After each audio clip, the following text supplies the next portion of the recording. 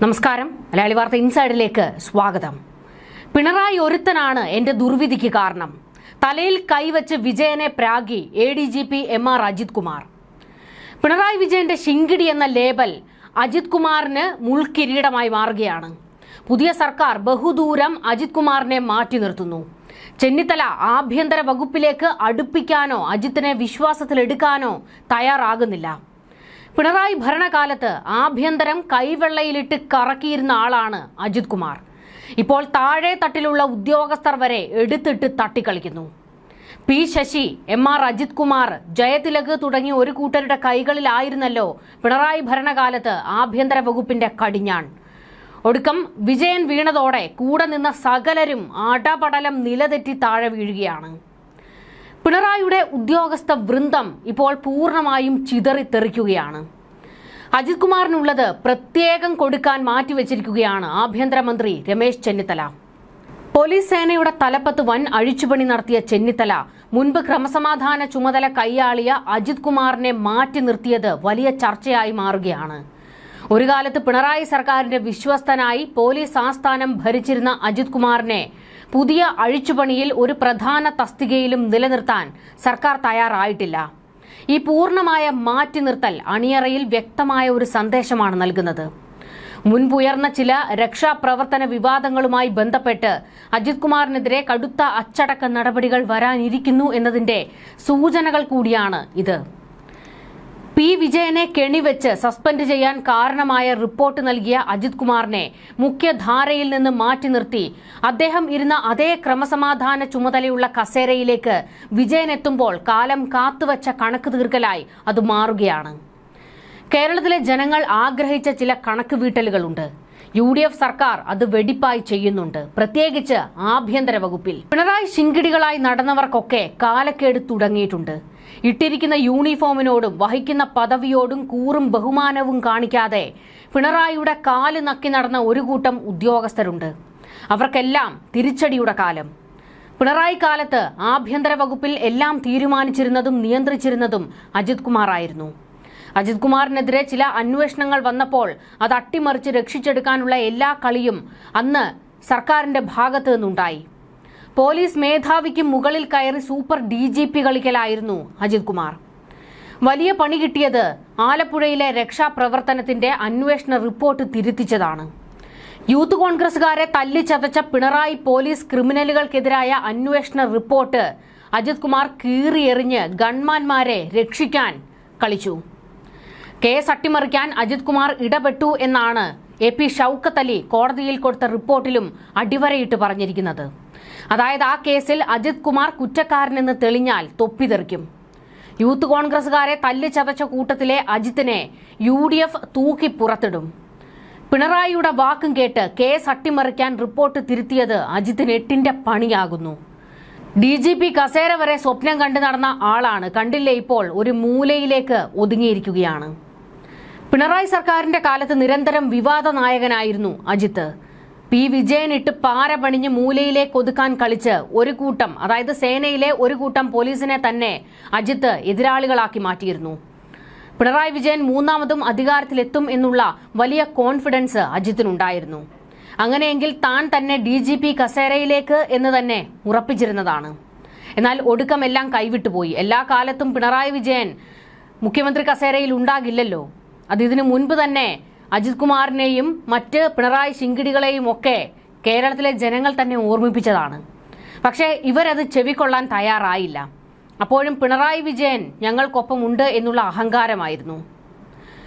നല്ല ഉദ്യോഗസ്ഥരെയൊക്കെ വെട്ടാനും വെട്ടിയൊതുക്കാനും വേട്ടയാടാനും അജിത് കുമാർ മുന്നിൽ തന്നെ ഉണ്ടായിരുന്നു.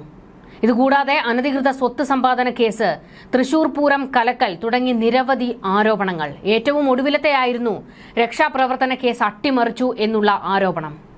ഇതുവരെ എല്ലാ ആരോപണങ്ങളിൽ നിന്നും വിവാദങ്ങളിൽ നിന്നും അജിത് കുമാറിനെ രക്ഷിച്ചെടുത്ത പിണറായിക്ക് പക്ഷേ പ്രതിപക്ഷ നേതാവിന്റെ കസേരയിൽ ഇരുന്നു കൊണ്ട് അജിത്തിനെ രക്ഷിക്കാൻ ഒരു നീക്കവും നടത്താൻ കഴിയില്ല. ഇനിയിപ്പോൾ VD സതീശൻ കുറച്ചൊന്ന് മയപ്പെടാൻ തയ്യാറായാലും ആഭ്യന്തരമന്ത്രി കസേരയിൽ ഇരിക്കുന്നത് ചെന്നിത്തലയാണ്. വലിയ വെട്ടുവീഴ്ചയൊന്നും പ്രതീക്ഷിക്കേണ്ട. ഇത് മാത്രമല്ല, പിണറായി കുടുംബത്തിന്റെ വിശ്വസ്തൻ കൂടിയാണ് MR അജിത് കുമാർ. അജിത് കുമാറിനെതിരെ ഏറ്റവും വലിയ കോളിളക്കമായി മാറിയത് അനധികൃത സ്വത്ത് സമ്പാദന കേസായിരുന്നു. എന്നാൽ ഈ കേസിൽ അജിത് കുമാറിന് ക്ലീൻ ചിറ്റ് നൽകിക്കൊണ്ട് വിജിലൻസ് അന്വേഷണ റിപ്പോർട്ട് കൊടുത്തിരുന്നു. ഇത് മുഖ്യമന്ത്രി, അതായത് അന്നത്തെ മുഖ്യമന്ത്രി പിണറായി വിജയൻ അംഗീകരിച്ചു. അതായത് പിണറായി വിജയന്റെ ഒരു തിരക്കഥ, അതിനനുസരിച്ച് വിജിലൻസ് ആട്ടമാടി അതിന്റെ റിപ്പോർട്ട് കൊണ്ട് സമർപ്പിച്ചു അജിത് കുമാറിന് ക്ലീൻ ചിറ്റ്. പിണറായി വിജയൻ ഭരിക്കുന്ന കാലത്താണ് എന്നോർക്കണം. അന്ന് PV അൻവർ വലിയ ആരോപണങ്ങൾ അജിത് കുമാറിനെതിരെ ഉന്നയിച്ചിരുന്നു.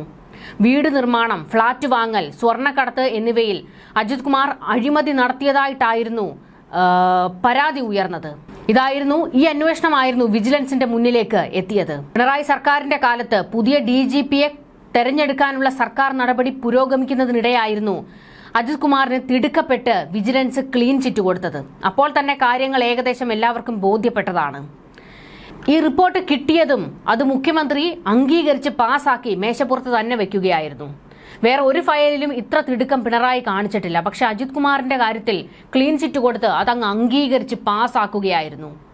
കരിപ്പൂർ വഴിയുള്ള സ്വർണ്ണക്കടത്തിന് മലപ്പുറം SP സുജിത് ദാസ് ഒത്താശ ചെയ്തുവെന്നും ഇതിന്റെ വിഹിതം അജിത് കുമാറിന് ലഭിച്ചു എന്നുമായിരുന്നു അൻവറിന്റെ ആരോപണം.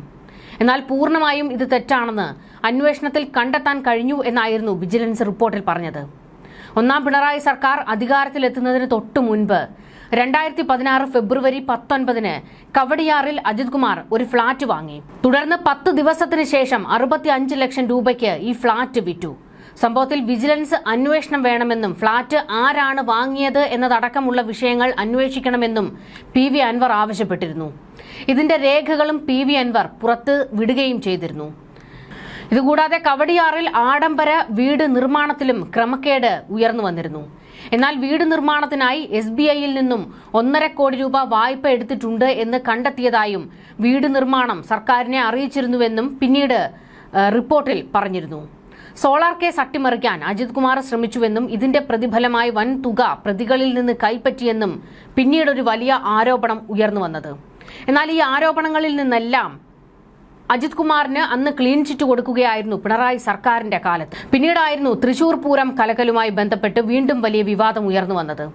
അതായത് BJP കൂട്ടരുമായി, അതായത് സംഘപരിവാറുമായി ഈ പറയുന്ന അജിത് കുമാറിന് വലിയ ബന്ധമാണെന്നും അവർക്ക് വേണ്ടി പൂരം അട്ടിമറിക്കാൻ ശ്രമിച്ചു എന്നൊക്കെയുള്ള വലിയ ആരോപണം വന്നിരുന്നു. അജിത് കുമാർ സംഘപരിവാർ നേതാക്കളെ കണ്ടതുമൊക്കെ വലിയ വിവാദങ്ങൾക്ക് വഴിവെച്ചിരുന്നു. ഏറ്റവും ഒടുവിലത്തേതാണ് ആലപ്പുഴയിലെ രക്ഷാപ്രവർത്തനത്തിൽ കേസ് ഡയറി തിരുത്തലിൽ അജിത് കുമാർ അകപ്പെട്ടത്. AP ഷൗക്കത്ത് അലി റിപ്പോർട്ട് കൊടുത്തതിനകത്താണ് ഈ പറയുന്ന അജിത് കുമാറിന്റെ പേര് ഉൾപ്പെടെ എഴുതി ചേർക്കപ്പെട്ടത്. മർദ്ദന കേസ് അന്വേഷിച്ചിരുന്ന ആലപ്പുഴയിലെ ഉദ്യോഗസ്ഥരുടെയും ADGP ഓഫീസിലെ ഉദ്യോഗസ്ഥരുടെയും മൊഴി രേഖപ്പെടുത്തിയ SIT കൃത്യമായി പറയുകയായിരുന്നു ഇതിൽ അജിത് കുമാറിന് ഇടപെടലുണ്ട് എന്ന്.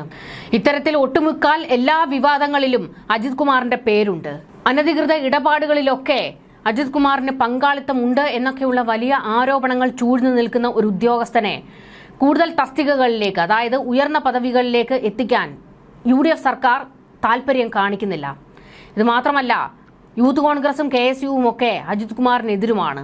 അതുകൊണ്ട് തന്നെ UDF കടുത്ത നടപടികൾ അജിത് കുമാറിനെതിരെ സ്വീകരിക്കുമെന്നുള്ള കാര്യത്തിൽ ഒരു സംശയവും വേണ്ട. പിണറായി വിജയന്റെ വാലായി നടന്ന് ഇപ്പോഴത്തെ സർക്കാരിൽ നിന്ന് അടിയിരന്ന് മേടിച്ചുകൊണ്ടിരിക്കുകയാണ് അജിത് കുമാർ. അടികെട്ടി പുറം പൊളിഞ്ഞുകൊണ്ടിരിക്കുകയാണ്. നീതിമാന്മാർ പരീക്ഷിക്കപ്പെടും, കല്ലെറിയപ്പെടും, വേട്ടയാടപ്പെടും. എന്നാൽ അന്തിമ വിജയം അവരുടേതായിരിക്കും. P വിജയന്റെയും ഷൗക്കത്ത് അലിയുടെയും കാര്യമാണ് പറഞ്ഞു വരുന്നത്.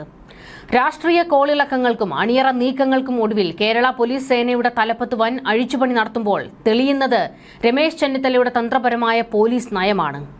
ഒതുക്കാൻ നോക്കിയവർക്കും വേട്ടയാടിയവർക്കും കനത്ത പ്രഹരം നൽകിക്കൊണ്ട് കാക്കിയിലെ കരുത്തരായ 2 ഉദ്യോഗസ്ഥർ തന്ത്രപ്രധാന കസേരകളിലേക്ക് തല ഉയർത്തി തിരിച്ചെത്തുന്നു. സംസ്ഥാനത്തിന്റെ ക്രമസമാധാന ചുമതലയുള്ള ADGPയായി P വിജയനും കോഴിക്കോട് സിറ്റി പോലീസ് കമ്മീഷണറായി AP ഷൗക്കത്ത് അലിയും ഒരേ സമയം നിയമിതരാകുന്നത് വെറുമൊരു അഡ്മിനിസ്ട്രേറ്റീവ് മാറ്റമല്ല, മറിച്ച് ഉദ്യോഗസ്ഥ പോരുകളിലെ വലിയൊരു രാഷ്ട്രീയ സന്ദേശമാണ്.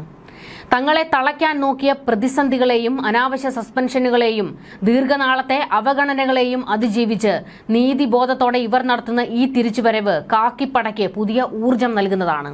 സംസ്ഥാനത്തെ ക്രമസമാധാന നില അതീവ സങ്കീർണമായ സാഹചര്യങ്ങളിലൂടെ കടന്നുപോകുന്ന ഈ വേളയിൽ P വിജയനെ പോലൊരു ജനകീയനും ദീർഘവീക്ഷണമുള്ള ഉദ്യോഗസ്ഥൻ ആ ചുമതലയിലേക്ക് വരുന്നത് ഏറെ ഗുണം ചെയ്യും. കൂടാതെ ഷൗക്കത്ത് അലി ചരിത്ര നിയമനവുമായി കോഴിക്കോട് സിറ്റിയുടെ നിയന്ത്രണം ഏറ്റെടുക്കുന്നതും പോലീസ് സേനയ്ക്ക് പുതിയ ഊർജ്ജമാണ് നൽകുന്നത്.